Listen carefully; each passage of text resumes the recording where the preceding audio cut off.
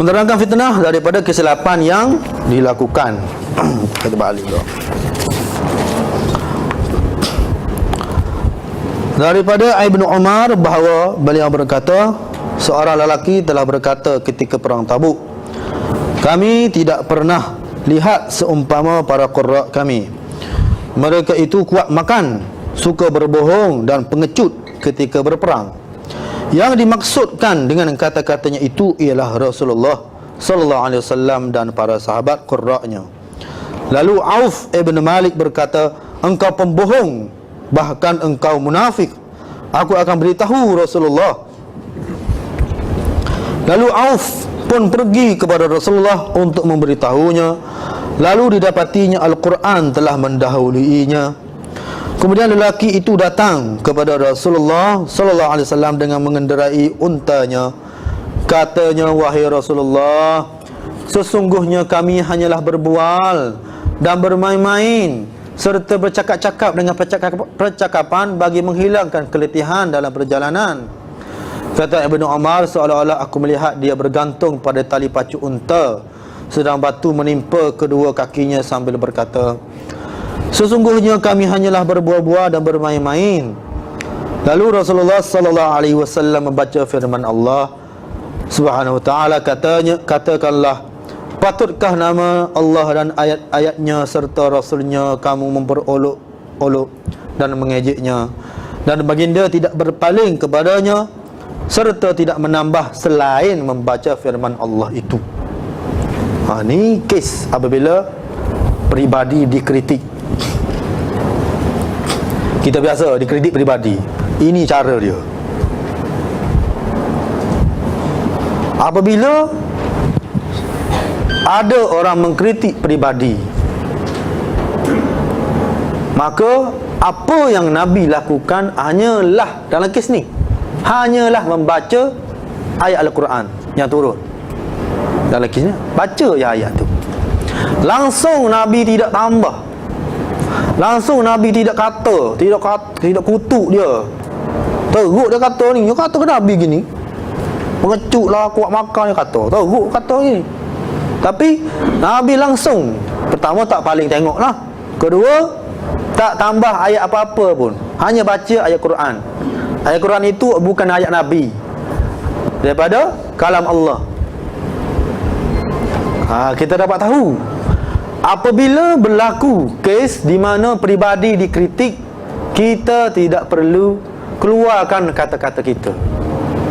Tak payah komen, no comment. Ini kritik peribadi. Bila orang mengata kita kan, Facebook kan, mengata kita, tak perlu pula kita jawab di Facebook tu, tak payah. Ini berlaku.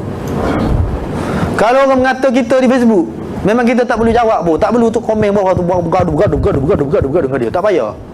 Nanti adalah kawan kita tolong jawab. Kata-kata orang lain lah tu. Nabi tak kata, tak ada keluar kata-kata Nabi sini. Jadi ini yang berlaku. Dalam amalan kami, memang kami amal ni benda ni. Bukan tak ada kritik saya, berlambuk-lambuk kritik. Macam-macam kritik. Ada peduli. Ada posting saya pasal tak ada. Sebab tu Winston Churchill kata, kita tidak akan sampai pada destinasi sekiranya kita sibuk melemparkan batu pada anjing yang menyalak. Apa? Tengah-tengah jalan kaki, anjing kita sibuk lempar batu, sibuk lempar. Bila dah sampai, tak sampailah destinasi kita, sibuk dengan anjing menyalak, sibuk lempar batu. Jadi kes ni kes kritik peribadi. Hanya apa tinggal ke? No comment. Tak payah buat kerja, teruskan kerja saja. Nabi hanya baca Al-Quran saja. Kalau selebriti, suruh PR lah statement penyataan media, PR baca, cukup lah. Tak payah pula tolong jawab. Kalau selebriti lah. Kalau kita tak jawab, kawan kita nanti tolong jawab nanti. Kata-kata ke lah. Kalau kita dah komen, apa kita diam je lah. Kalau kita ni ada famous sikit, nanti peminat kita tolong jawab lah, peminat tolong jawab. Biasalah.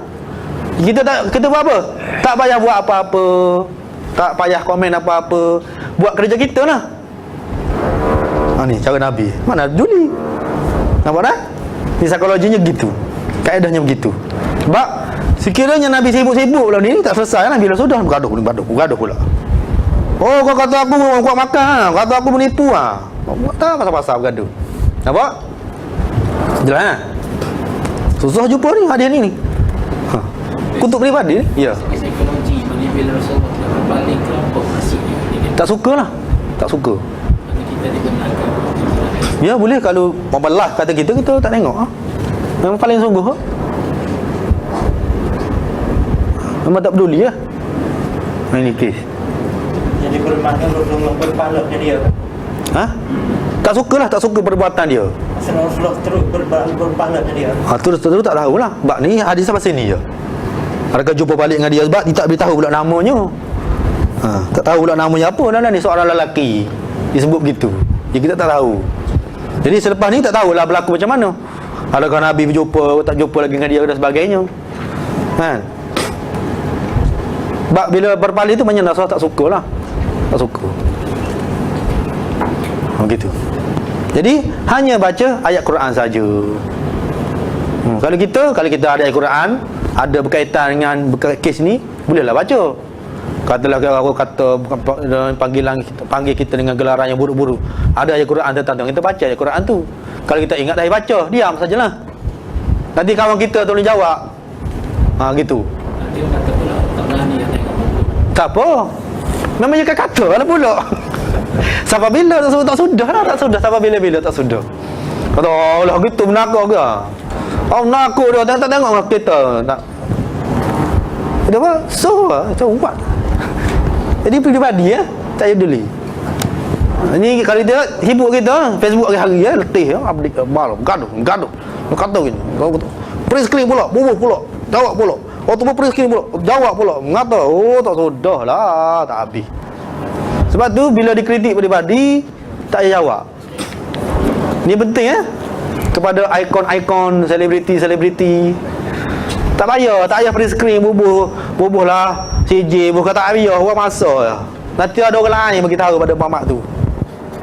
Nanti ada orang lain bagi tahu dah. Mu tahu dah, mu kata ke dia siapa dia tu. Dia jawab. Dia ada jawab nanti.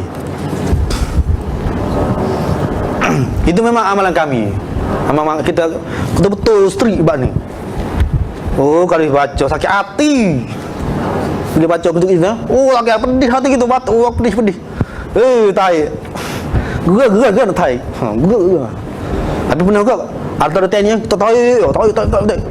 Jangan ke kampus, tai. Mau hari tai. Lepas tu delete mula. Dia nak mahu, tak tulis Facebook, tulis panjang. Lepas tu select, delete. Lega. Sebab apa? Tak perlu buang masa kita. Banyak masa tu banyak letih tu. Kerja kita banyak lagi lah. Kan? Kerja kita banyak lagi. Buang masa. Layan benda-benda gini.